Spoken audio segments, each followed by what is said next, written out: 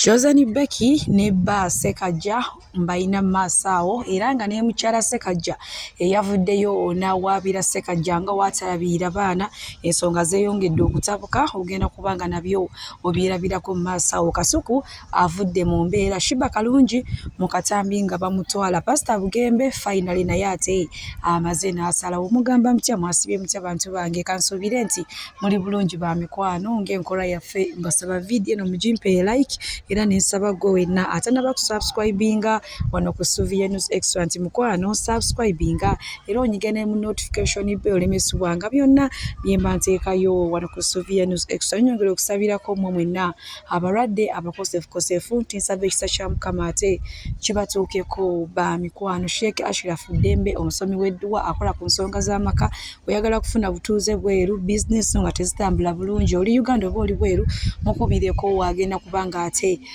kusomera edduwa munange Chosen Becky omusajja kwegamba yagenda omwebambamu oba okumwegwanyiza mukwano yali ng'amaliridde. Jjukira Chosen Becky yatukuba akaama n'atugamba nti ekyamazima Ssekaggya yagenda okumugamba nti Chosen Becky nkwagala oba I love you mbonga ye Chosen Becky ebikola nga byalagadda nenga omusajja ali awo. Jjukira olunaku lw'ejjo munanga mukyala we yavuddeyo ensonga n'azitwala ewa minisita w'abavubuka Balamu era n'agamba nti bagenda musibira omusango gwa defilement okukwata omwana ataneetuuka. Naye ndowooza munnange omwami teyabitegedde kubanga bwe njogerera buno obudde bali Mecca era ng'alina abaana ba dictator mirimu munnange bamusoose okugenda e Mecca.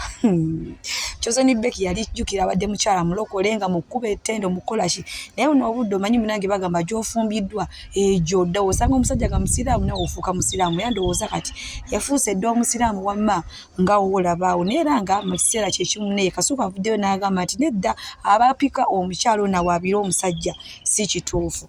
Era girl child naye omuwala oyo mumuleke. Omanyi emirundi egisinga abakazi bajjamu ebyo ebintu nga tebaawula obujja obusungu n'obuvunaanyizibwa. Emirundi mingi gye tubaddemu egyo emisango egyo ogenda omumaliriza ng'omukazi yali akyayagala bbaawe era omusajja singa addayo n'ayogera bulungi n'omuwala ogenda olaba mumukubira takyajja nga ye omukazi yali akyayagala bbaawe nga yanyiiga musajja agenda wa mukazi mulala era n'akawala nkalabye wali nga Nambwa yayogera nako. So it is probable love ekyakaluma. Kasuku ne banne abatasobodde kulabikirako mu kamera bo munnange bagamba nedda omukyalo ono bambi muleme mukozesa nsobi mmwe mwenna abantu abali eyo abamuwa amagezi kati singa omusajja bamukwata ne bamusiba nti ate obuyambi bwe yeetaaga essaawa zino bw'oba bugenda kuva ludda wati ate n'ekyalo eky'emyaka baalimpi omwana muwala yakawangamudde nti yazaala alina emyaka 16 ate yalibadde amuwaabira luli mu kusooka naye ate kati obuto abukomezzaawo biseera bino nti olw'okubalaba omukyala omwami Chosen Becky amututte naye nga bwe tweyongerayo ne maama alitwala Rebecca Kadaga ne ba NRM abalala olunaku lw'ejjo munnange ate we bati we baalabise nga batongoza ekipande ekigenda okukozesebwa mu kalulu aka 2026 eky'omukulembeze w'eggwanga His Excellency Yoweri Kaguta Museveni. Bw'atyo munnange bwe yalabise omanyi ba abantu tebaagala kusemba nakyo oluvannyuma lw'okulaba kifaananyi ekyo ekya sipiika munnange baavuddeyo ne boogera ebigambo ebiyitirivu ennyo ate nze bye sitagenda kuddamu kwogera. Kale ebyo nga tubitadde ku bbali bwe nti okubuze butereevu paka ate ewa Pastor Bugembe onono munnange avuddeyo n'asalawo n'agamba nti ye wadde banne abasayidi eri bw'agambye nti tebaagala omukyala Bikira Maria onono nga ye yazaala Mukama waffe Yesu Kristo eyatufiira ku musalaba mbona abasinga tebaagala na kwogera ku mukyalo oyo naye naye asazeewo mu kyaki ye eddirisa erimu baliteekemu omukyala Bikira Maria oba Mother Mary. Ngenda kuba nga nkutuusako akatambi maaso wano ye nga annyonnyola wa gye byavudde na lwaki yakkiriza asalewo ate eziwamma nsobole okwongerayo n'agaleero. So tuspendinga eddakiika 3 nga za kuzimba church. Banaye juzi twabadde wano n'abagole yesterday naye nga everyone abagirimu bakatuliki ba protestant omukyalo munajja nampa omutwalo gumunanga mwebale okuzimba ekereziya y'omukama eviiriddeyo nno ddala nakati nampa amagezi ti amadirisa muteekemu ku Bikira Maria nemuga maama kikola nno tuyinza ofuna idisa nteekamu Bikira Maria kuba teri kyaki bw'oba ogamba mbu toyagala Bikira Maria then olimba kubanga Yesu teyandibaddewo singa Bikira Maria teyamuzaala. Era worship house, we love Bikira Maria. We love her. She's the mother of our Jesus. Tosobola gamba nti oyagala nnyo omwana naye maama we tomukola ki? Kale ffenna twebaze Bikira Maria tuzaalira omulokozi. Come on. Kale buli mukono ng'osobola okufuna emitwalo 10, 5, 3, 2, 1,1500 zikwate oziwanike mu bbanga. Finally, Pastor Bugembe ye asazeewo nti munnange wadde abalokole abasinga beeyisaako omukyalo oyo Mother Mary oba Bikira Maria bamuyisaamu amaaso kyokka ate ne basinza omuntu omu yekka Mukama waffe Yesu Kristo ate ne beerabira nti omuntu gwe basinza gwe baagala yavaamu ono omukyala kubanga ye yakkiriza n'afuna olubuto lwa Mwoyo Mutuukirivu. Kati ye asazeewo agambye nedda eby'okwebuzabuza kabiveewo mu ddirisa erimu erya kyaki bagenda kusonda ssente bagule Mother Mary bamuteekemu naye nga tweyongeddeyo ewa Kabaka. Munnange olunaku lw'ejjo babadde bali mu lihaso manya alina akayimba ke yayimba ne Shuba Kalungi mbogwe sitaani tonkema nze mbaako tonkema n'ebirala. Munnange Kabaka nga mumanyi oba alina ddalu oba fujjo oba kipawa oba kwagala muntu omanyi Kabaka ayagala Shuba Kalungi n'obulamu bwe bonna kwegamba ndowooza singa oli amukwata n'amusala omusaayi ayinza okujja mu Shuba Kalungi nga mulamba olabe ekyabadde mu lihaso ate olunaku lw'ejjo nze wamma nkongereyo teri budde bannange vibe ow'amaanyi babadde akubise.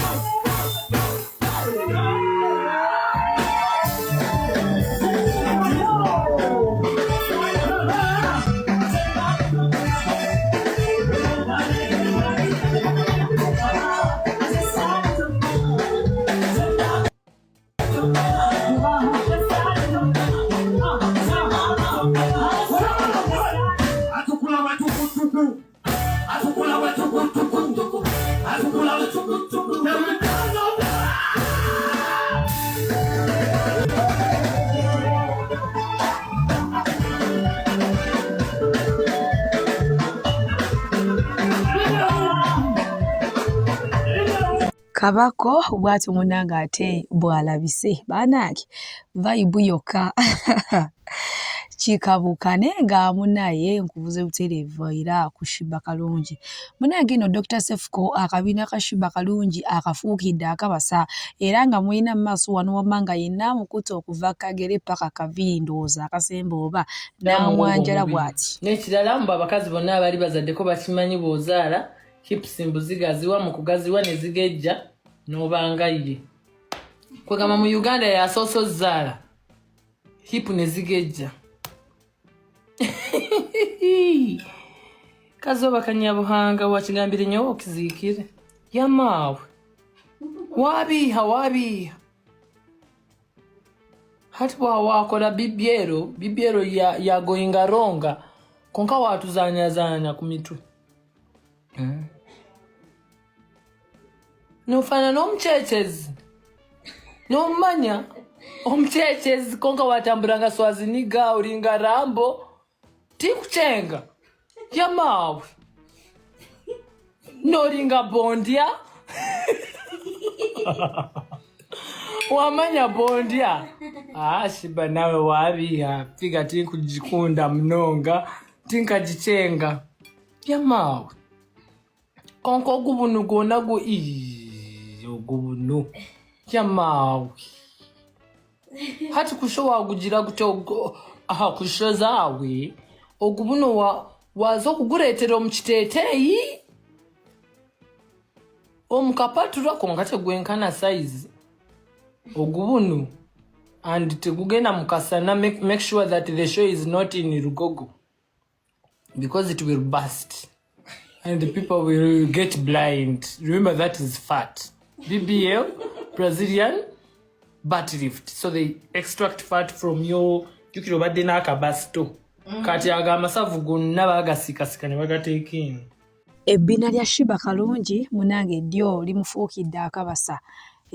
Dr. Of course ye yeka avuddeyo kwogera ky'olina omumanya abantu bangi nnyo nyini ddala aboogera kati omubiri gwa Shiba Kalungi naye nga tuvudde ku kabina ka Shiba Kalungi kati ate pengepenge ye amusabulidde omwana bannange alina ebigambo byayogedde ku mwana wa Shiba Kalungi mbu simanya ayina amatama saagala kubanga mbiyingiramu nnyo wabula ngenda kubanga ate mbalekerako akatambi maaso wano era ndowooza nze kambasibulire wano baddiyale omukama abampeera kyonna kye musinga okwagala gwe wena ayagala Suvi News extra nenga omuntu bw'ozaala ofuuka oyinza okuba wali mutono kakeya ne kayikirira ng'ozadde n'ogejja naye maama bba abantu kyabalebye okutegeera.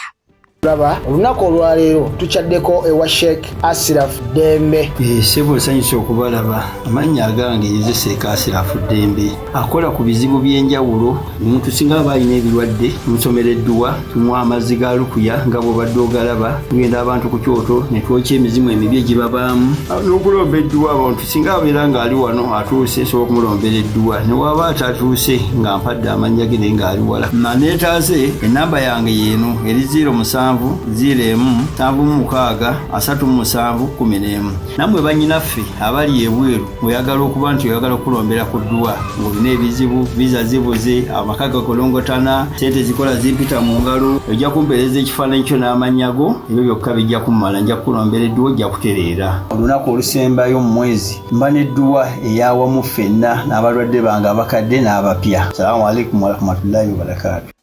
Shiba Kalungi ng'agenda azaala. Shiba Kalungi bw'agenda azaalira e Canada alla ng'agenda amuwa omwana anyirira alina ettama liringa lya Piraato amusiiba asiiba kasera bakayita enshabwe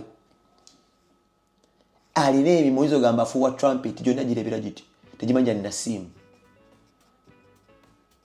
alina okutukuwulira mwana mutone kujagaladde kuti kulaba n'ebiri mu maaso kyokka alina emyaka gutanaoza na mwaka ne kulaba ebiri mu maaso lwaki nti mwana wa somebody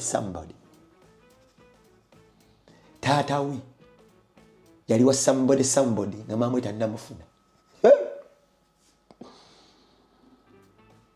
omwana anyirira ye Amiri munene muti alinga maapu yatwekobe muto naye munene alinga maapu yatwekobe healthy kid 100%.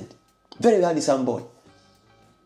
Shiba gwe yazaala yevedde enzi feminist yevedde enzi engeri yali sirika leka yali genda kumutta yafunduka omwana omusava naye suubira Shiba kuva mwana musava oyo yafuluma kibebi ekirungi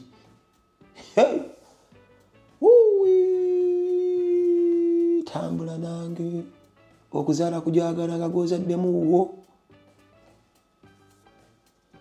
kati abakyala be bazaala babaako emibiri egibafubutukamu omuja ziyita zi hormones body changes omukyala n'akyuka nosanga omukyala ng'alina kyakyuseeko bambi akali akatono ne kazimbulukuka eyali yazimbulukuka oba ne lumukozza abakazi bakyuka nga bazadde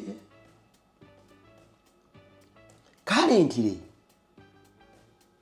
Shiba Kalungi yakyuka kikyentegeeza enfaanana ye si eya bulijjo yali mukapakapa ng'akuba n'ebyuma ng'ali mu masikuliini ntegeeza ng'alina emisuwa giringa gyaggulula ng'oyinza okugamba ye Nankulugombya oba omukyala female version of Omumbowa nga wonna waakaluba Queen Mama activist omutegeera nga wonna waasiba nga kali kizodi ali healthy hips nga kweziri naye nga ntonotono kwa yalina okubeera nga she has to wind the body muzinyi w'amazina yo somebody Queen Mama agambye nga mmanye ebintu byakola so what Beyonce ebintu bya Shiba mbimanye ebi nga gamaliro keeping akabiri nga keeko munange lukyate luziba Shiba namuzemu okumulabako to simulaba wafaanana ng'agenda akuba sikaati Latifu yagimutungidde